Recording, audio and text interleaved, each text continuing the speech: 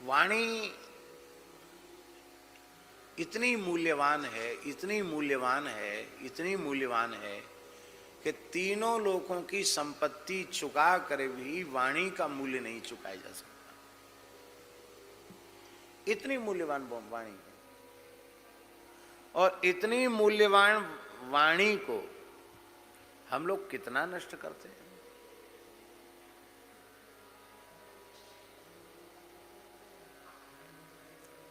वाणी की यथार्थ में वाणी की पूरी महिमा समझ में आ जाए तो व्यक्ति मौन हो जाएगा। बोले क्या बोले, मौन हो जाएगा। वाणी की महिमा ही समझ में नहीं आई। हमको कभी कभी अवसर मिलता है, नवरात्रि का अवसर है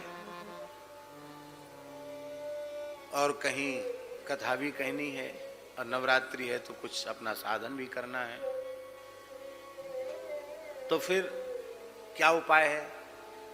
बोले उपाय यही है कि 3 घंटे कथा में बोलेंगे, उसके बाद न किसी से मिलेंगे न बोलेंगे। तो इतने नियम से न किसी से बोलेंगे न किसी से मिलेंगे, इतने नियम से इतनी फुर्सत मिल जाती है, इतनी फुर्सत मिल जाती है कि सारा जप पाठ डेवड़ा दुगना हो जाता है, विश्राम को भी समय मिल जाता है, समय से फलाहार भी कर लें, समय से सो भी जाएं, और केवल बोलने की बात, मिलने की बात, उसी में सब समय नष्ट हो जाता है। साधक को अल्प भाषण करना चाहिए। मौनम सर्वार्थ साधनम, मौन संपूर्ण अर्थ का साधन करने वाला है।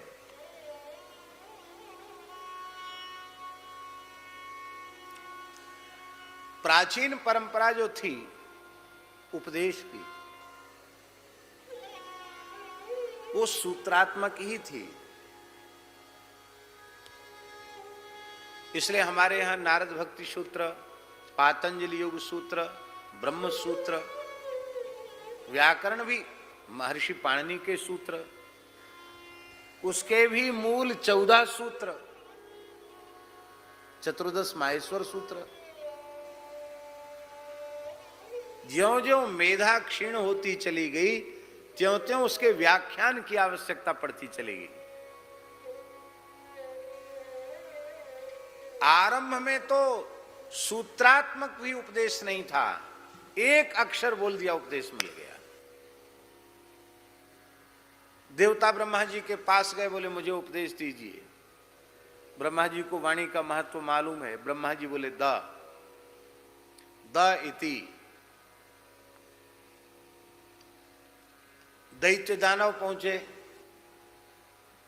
बोले ब्रह्मा जी हमको भी उपदेश दीजिए। ब्रह्मा जी बोले द इति। मनुष्य पहुंचे, महाराज हमको उपदेश दीजिए। ब्रह्मा जी बोले द इति। तीनों को द कहा, समझे? देवता बोले महाराज समझ गए। क्या समझे? बोले हम भोगी प्रकृति के हैं, पुण्य का भोग स्वर्ग में करते हैं, ज्यादा भोग करते हैं, पुण्य क्षीण हो जाते हैं, फिर हमको नीचे गिरना पड़ता है और दैत्यों से पराजित होना पड़ता भोग के कारण। इसलिए आपने हमको सलाह दी है कि द माने इंद्रियों का दमन करो। हम बिल्कुल ठीक समझे।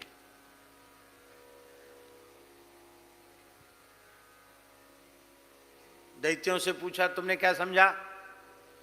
दैत्य बोले महाराज हमारे कोई अलग से सिंह पूंछ थोड़े ही आपने बना दिए हैं, हम लोगों में निर्दयता है, किसी प्राणी पर हम दया नहीं करते हैं, इसलिए हमको दानव कहते हैं, दैत्य कहते हैं, राक्षस कहते हैं। यदि हम दया भाव धारण कर लें तो हम भी पूज्य हो जाएंगे। अब बिल्कुल ठीक समझा, तुम्हारा कल्याण सब प्राणियों पर दया करने में है, फिर तुम असुर नहीं रह जाओगे, फिर तुम दैत्य नहीं रह जाओगे। मनुष्यों से पूछा तुमने क्या समझा? मनुष्यों ने कहा महाराज हमने यही समझा कि मनुष्य यह जानता है कि सब कुछ नष्ट हो जाने वाला है, फूड़ी कौड़ी भी साथ जाने वाली नहीं है, लंगोटी भी तो साथ लेके नहीं जा सकते। फिर भी मनुष्य दिनों रात भोगों के संग्रह में, संपत्ति के संग्रह में लगा हुआ है। लोभ पूर्वक छल कपट दंभ का आश्रय लेकर के धन येन केन प्रकारेण धन का संग्रह हो, इसी में लगा हुआ है। तो आपने हमसे कहा कि भोग मत करो, दान करो। द माने दान, माने तुम्हारे व्यवहार से परिवार, तुम्हारे अपने और अपने परिवार के, कुटुंब के व्यवहार से जो भी कोई वस्तु पदार्थ अधिक है, उस वस्तु पदार्थ को जो अभावग्रस्त प्राणी हैं, जिन्हें उसकी आवश्यकता है और उपलब्ध नहीं हो रहा है, उनको आप दो। इसी का नाम दान है। दान दो प्रकार का होता है। एक तो शास्त्रीय नित्य नैमित्तिक दान, उसमें तो शास्त्रीय व्यवस्था है, ब्राह्मण को दान देना चाहिए, संकल्पित दान। दूसरा दान,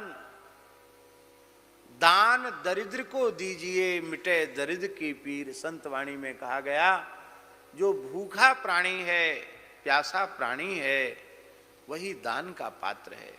वस्त्रहीन व्यक्ति किसी जाति का हो, ठिठुर रहा है ठंड से, वो वस्त्र का पात्र है। रोगी का कोई संप्रदाय होता है? रोगी की कोई जाति होती है क्या? कोई भी रुग्ण मनुष्य औषधि का, चिकित्सा का अधिकारी है। आपके पास है तो आप उसकी चिकित्सा कराइए। शिक्षा, चिकित्सा, अन्न, वस्त्र, इसका अधिकार सबको है कि नहीं?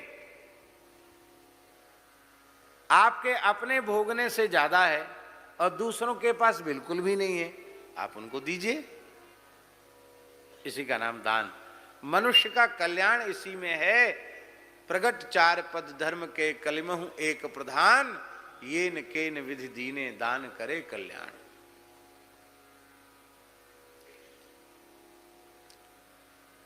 दूसरी बात यह है कि वैदिक हिंदू सनातन संस्कृति का जो मूल है वह वेद लक्षणा भारतीय देसी गाय है। क्योंकि गाय केवल मनुष्यों का पोषण नहीं करती है, देवताओं का पोषण भी करती है, ऋषियों का पोषण भी करती है। और केवल देवता, मनुष्य, ऋषि इनका ही पोषण नहीं करती है, संपूर्ण प्रकृति का पोषण करती है, संपूर्ण पर्यावरण का पोषण करती है। स्वयं धरित्री है, वो धारण करने वाली है। इसलिए धरती माता का जो आधिदैविक स्वरूप है वह गाय का ही है। इसलिए गाय और पृथ्वी में अभेद है। जैसे धरती ने सबको धारण कर रखा है, ऐसे ही गो माता ने सबको धारण कर रखा है। गाय न होती तो ये सृष्टि न होती। इसलिए गो सेवा करना ये धर्म है।